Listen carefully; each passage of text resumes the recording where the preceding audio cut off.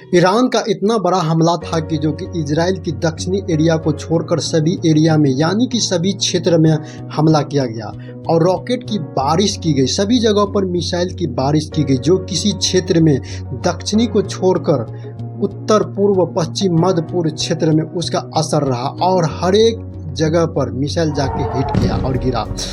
बड़ा ये हमला था। ईरान के सुप्रीम लीडर अयतुल्ला खमनोई ने कहा है कि उसने सेंट्रल इजराइल पर 4 मिसाइलों से हमला किया गया और इस दौरान IDF के बेस को निशाना बनाया गया और इजराइल की सेवा यूनिट 82 का ठिकाना मोसाद का हेड क्वार्टर पर भी मिसाइल दागे गए।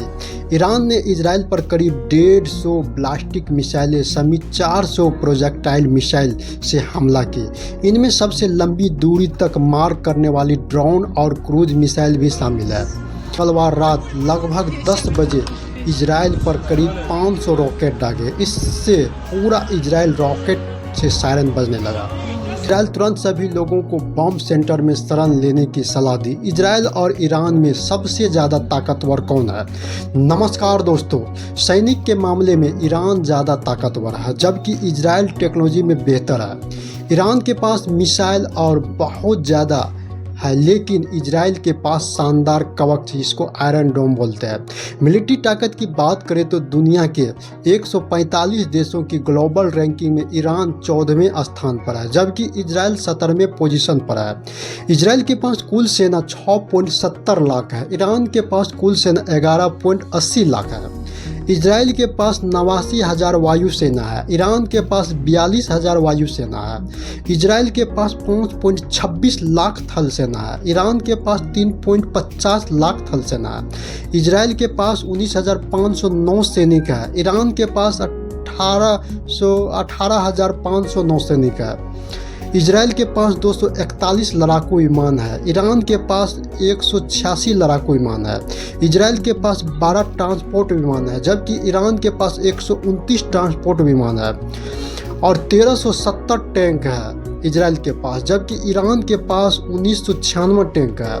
43,407 सैन्य वाहन है इजराइल के पास जबकि ईरान के पास 65,765 सैन्य वाहन है और सबमरीन इजराइल के पास 5 है और ईरान के पास 19 सबमरीन है। इजराइल के पीछे अमेरिका क्यों है और अमेरिका के पास इतना शक्ति कहां से आते हैं? अमेरिका के पास दुनिया की सबसे बड़ी सेना है। उनकी सेना में कुल 21.22 लाख से ज़्यादा जवान है। अमेरिका अपनी सैन्य ताकत पर 800 अरब डॉलर यानी 66 लाख करोड़ रुपया ज़्यादा से ज़्यादा खर्च करता है। अमेरिका सैनिक दुनिया में 160 देशों में अमेरिका सैनिक तैनात है। 9/11 हमले के बाद 2021 में अब तक विदेश की धरती पर अमेरिका अपनी 7,000 सेना की जान गंवा चुके हैं। इसमें अमेरिका के $8 ट्रिलियन खर्च हो चुका है। अमेरिका के पास परमाणु हथियार 5,044 है। वही जब रूस के पास जो है परमाणु हथियार 55,080 परमाणु हथियार है। वायुसेना की बात करें कि 3,21,848 लाख है। लड़ाकू विमान की बात करें तो 1854 है। हेलीकॉप्टर की बात करें तो 12,000 है। टैंक की बात करें तो 5884 है। सबमरीन 68 है। सैन्य विमान 14,000 से ज़्यादा है। इस दौरान मिडिल ईस्ट के 8 देश में अमेरिका की सैनिक है। तुर्की में 1465 सैनिक है। इराक में 2500 सैनिक है। सीरिया में 800 सैनिक है। कुवैत में 13,500 सैनिक है। जॉर्डन में 3,000 सैनिक है और सऊदी अरब में 2700 सैनिक है और कतर में 10,000 सैनिक है और UAE में 3500 सैनिक है। मिडिल ईस्ट में हिजबुल्लाह की मिलिट्री पावर कितनी है? सैनिक क्षमता की बात करें तो 20 से 25,000 बख्तर बंद गाड़ी है। इसके अलावा लगभग 50,000 प्रशिक्षण लड़ाके हैं। इसके बाद जो है 1.5 लाख से ज़्यादा मिसाइलें हैं और रॉकेट लंबी दूरी रेंज 180 से 700 किमी की मिसाइल और रॉकेट और 400 से गाइडेड मिसाइल है। कई हज़ार रेंज के रॉकेट और लेबनान में 17 सितंबर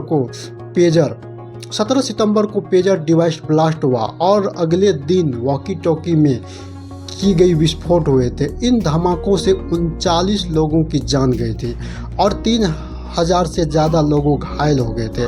इजराइल पर इतना इजराइल पर इन हमलों का आरोप लगाया था कि इसके बाद इजराइल ने लेबनान में हवाई हमला शुरू कर दिया था।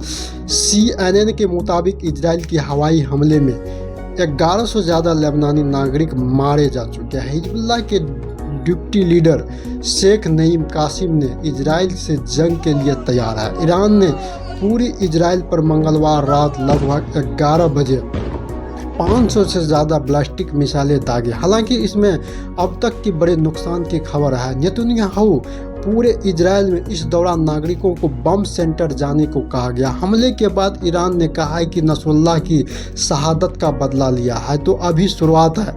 दरअसल 27 सितंबर को जिला के हेडक्वार्टर पर हमला किया, यानी कि लेबनान के हेडक्वार्टर पर हमला किया था। इससे हिजबुल्लाह के अच्छे नेता नसरुल्लाह मारा गया था और डेनियल हंगरी ने कहा है कि हमले के नतीजा भुगतना होगा। हमारे पास प्लान है, हम अपनी मर्जी के मुताबिक समय के साथ कार्रवाई करेंगे। उधर अमेरिका के राष्ट्रपति जो बाइडेन ने अमेरिका इजराइल की मदद करेंगे कहा है कि इजराइल के प्रधानमंत्री कहा आज रात एक बड़ी गलती की है, कीमत चुकानी पड़ेगी ईरान को। हिजबुल्लाह के डिप्टी लीडर शेख नईम कासिम ने इजराइल से जंग के लिए तैयार है।